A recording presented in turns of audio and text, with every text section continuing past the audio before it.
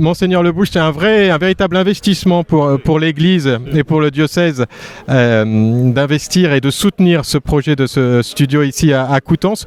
Pourquoi, vous comme évêque, vous soutenez ce projet aujourd'hui en 2022 ?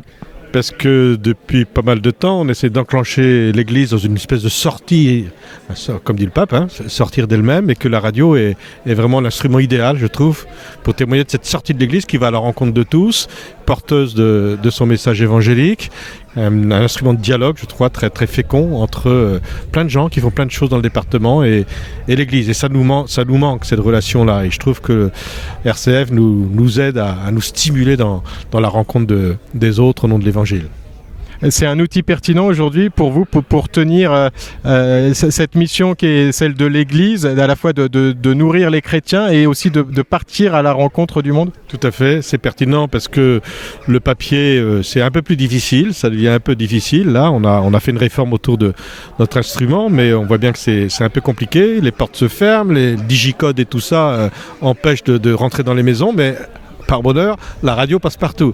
Et puis elle vient aussi dans les véhicules, donc c'est un instrument à la fois, je trouve, très populaire. Il y a un côté très, très populaire qui peut rejoindre toutes sortes de gens, au-delà des situations professionnelles, sociales, familiales. Là aussi, c'est un plus, je trouve. Donc pour moi, oui, vraiment, j'en ai de la conviction de plus en plus ferme que la radio est le bon outil, un des bons outils pour la mission de l'Église aujourd'hui, et sa communion, parce que ça nous permet de nous relier les uns les autres.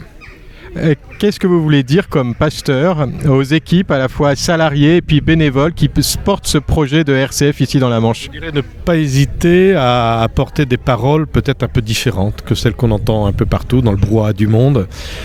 Pas hésiter à apporter une parole peut-être plus creusée, plus approfondie, une parole qui fasse sens, une parole d'espérance qu'on en a grand besoin. Voilà, donc de ne pas hésiter à aller sur ce terrain-là, parce que je crois que vraiment que cette parole-là, elle est attendue par beaucoup de gens. Merci beaucoup. Merci à vous. RCF, la joie se partage.